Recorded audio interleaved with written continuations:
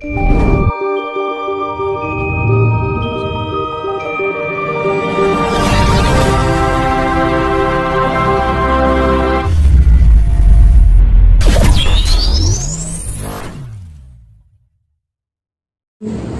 nono tunengan bejane sing eling, bejane sing lali. Nek kowe mergo ngene besok nek wis taun 2000 kuwi sileme perahu gabus timbule para watu hitam. Watu hitam kuwi watu sing luwih abot iku timbul. Sing luwih enteng perahu gabus iku silem. Dadi sing apik iku bakal silem. Nek kowe gak titi kowe golek sing silem ku kangelan. Alame jaman iki. Nah jaman iki wong Jawa wis kabeh iku sembahyang. Wis ora ana sing sembahyang. Dhewek dhewe ya ayo sembahyang, tapi iku kelembake jaman. Nah tapi kudu duwe simpenan dhewe monggo cara mlaku golek teken dhewe, teken sing bener. Kowe ning duwe teken mau cekeli sing tekun bakal tekan. Dadi kowe ning duwe teken tekun bakal tekan sing mau sejo apik gampangane. Apik piye jamane nalika dhewek urip nang donya iki ora akeh bresete sing monggo carane sengkala utawa rubeda sing rubeda awakmu iku sak kira-kira ya mergo nek kowe duwe jurusan sing jenenge bener iku piye sing meneki asal aku iki sing nganani sapa anane aku iki kudu Gusti Allah siji nomor loro wong tuwa loro kuwi dadi kuwi sembahyang iku ya kudu ngucapno muji syukur dumateng Allah subhanahu wa ta'ala nomor siji muji syukur dumateng wong tuwa loro bapak ibu dadi iku sing nek jare aku sing bener. Nah tapi mereka umpaman krungu wong sing ora bener jarene. Ora bener. Mboten umum nek terase saniki. Ya ora umum. Nggih. Nah tapi ora umum ku mergo barang iku nek kira-kira sing apik iku gek biyen ya ketutupan wae. Ketutupan kembangane. Goleki aku ku goleki gampangane barang hilang tapi perlu jimat nomor siji gitu kok hilang akeh-akeh wis ketutupan. Nah ketutupan dene kandel kan ya kudu ya bersilan nika sing wong apa mripate iku monggo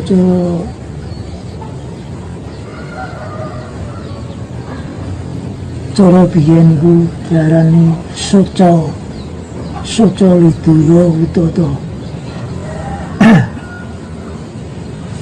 soco lumata.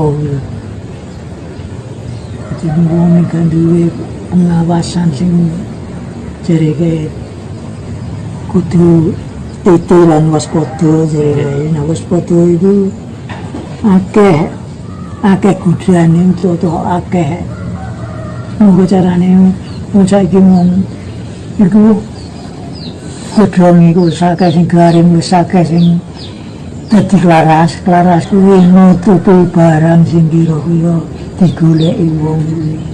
Dadi wong goleki barang sing kira-kira gaib iku saiki wis kangelan wong sing goleki gaib iku. Dadi wong iku nek wis mau pikir ku nah kuwi kudu ngono barang sing jurusan bener kuwi gampangane akeh pengaruh tegese ngene umpamane kowe lagi liwat jalan wae nanti jalan iki sing bener ya iki lho kowe aku nunggu lah penutupan iki jalan sing bener nanti bang kadang ngono tinggono gelis metu kono timbang metu kene ngono berarti kasarane tinggono kono kuwi dhewe iki harus berkembangane aneh ya cari gampang kono gelis kono metu kono wae gampang nah iku sing pengaruh sing semono kuwi sing ora kelar nahan.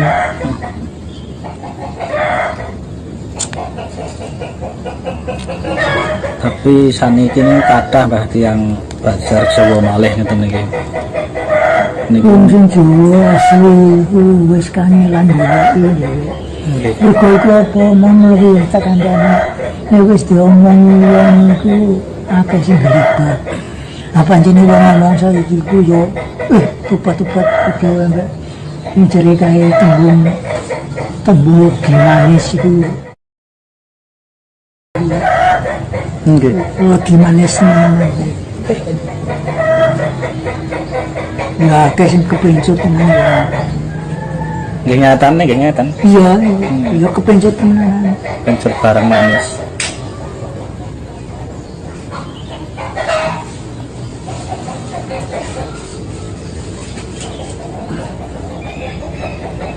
Agak kepencut piye ndek bumane. Ya tak sawang saiki go dhewe iku upamane iki lho kaya gampangane jagat fitrah. Jagat fitrah iki nek kanggone dhewe ngono sak kira-kira wae upamane isane dhewe iki 1000 rupiah. Ya kuwi upamane dhewe iki ngono setahun pisan.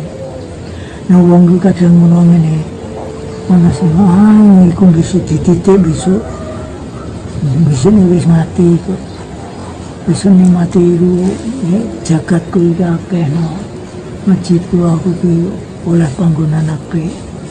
Mlebu swarga terus ya, Pak. Mlebu swarga kuwi nggone pancingane sik tembung manis ngono. Dadi lambe ngono lho manis ku akeh sing kepencut kok. Aku ki tau duwe mertua kiai. Nggih. Kiai iki desane sik ji, bojone sik ji. Nggone Sumbulan desane iki mene desan anu sik dukuane kuwi Karangdowo. Niku Kiai Karangdowo jenenge iku. Ngono kita takoni, Pak.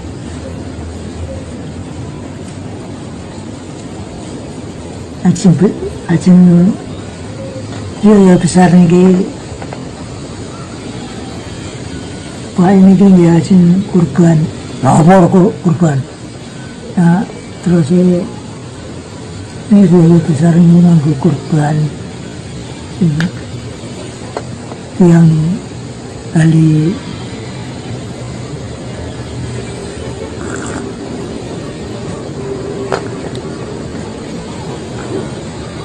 urung bayai lapor kiai kurban.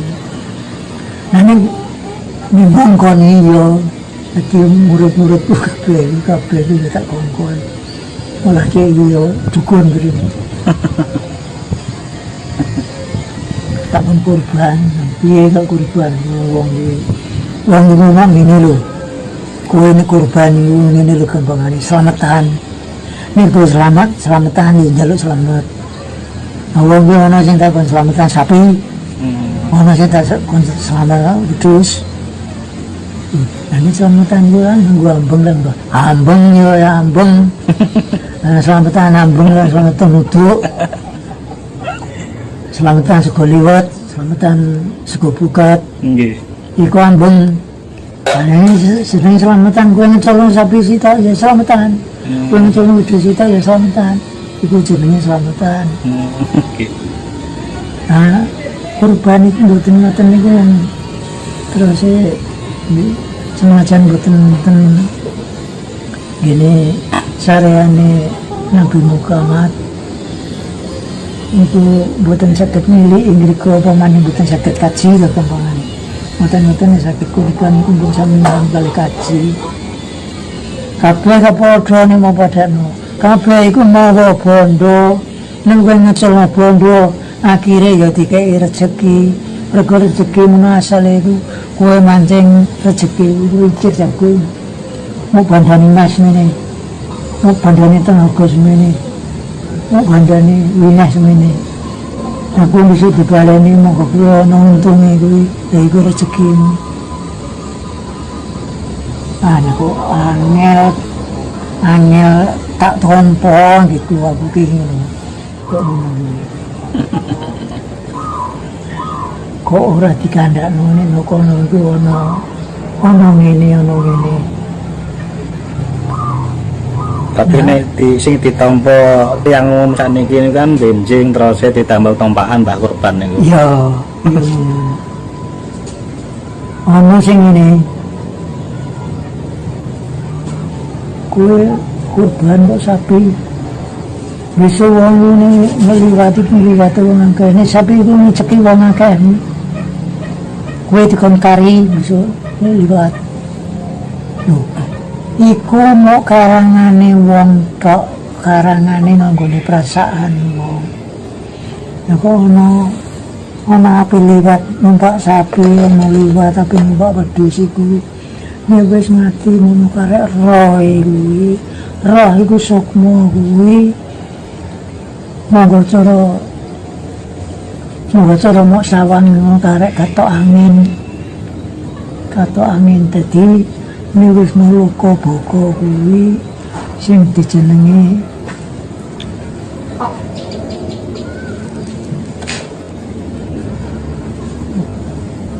musuhnya luri alam sing wis gampang ora ana pancikane alam musuh ora ana pancikane lha kuwi kuwi pamane monggo kuwi dikirim nang sing dunya ku mulane kirim ku mok donga kuwi ngono iku mau gandane kuwi monggo cara kembang iku mok gondo iku tok dadi nek gondo iku ono mulane sono luri nang luka buka kuwi gondo iku ora ono gondo liya-liya liyane wangi nang wis ngene jubani kuwi ngono sing diarani Ndroko kuwi gondo iku mok basin tok ora ana gondo wangi iku bedane iku nang kono nah sing nggone humane ya wis ora kok katok wong nah sing nang loko boko ya ora kok katok wong katok roh iku dadi ibre sukma iku mok karek amun-amun iku dadi sing dijenengi mulane loko boko kuwi loko pati boko iku langgeng dadi sing pati langgeng kuwi wis ora ana apa-apa liyane roh kuwi tok dadi ora kok wujud wong terus petuk bojo kuwi halal nggih Mbak terus kan mangke niku kepanggih kalih keluargane ini sampun iya ngene ana to sing nan samono kuwi mau kanggo ayang-ayang gambane nggih kanggo ayang-ayang kuwi monggo carane gampangane pasar sapi kuwi sing banjet itu nggih banjet itu ngene iki le sapi apik tenan wis anak-anakane apik iki tuku larang iki tuku iku banjet wong wis kena banjet iku akeh katute Nggih. akeh katite timbang urane. Jadi dheweke iki mulane jerene kae wong iku kudu tebel imane, kudu bening saringane, kowe kudu mok saring, kowe kudu krungu swara apa wae iku piye saringane. Nek gawe suarane ngene iki kaya kok apik, kaya apik, tapi akibate utuh-utuh besok tegese iku piye kae, apike kae ambek apike kae piye bedane. Kudu ngono, dadi kowe iso nyaring iku nek kowe pengisian nang nggone batin kowe duwe jurusan.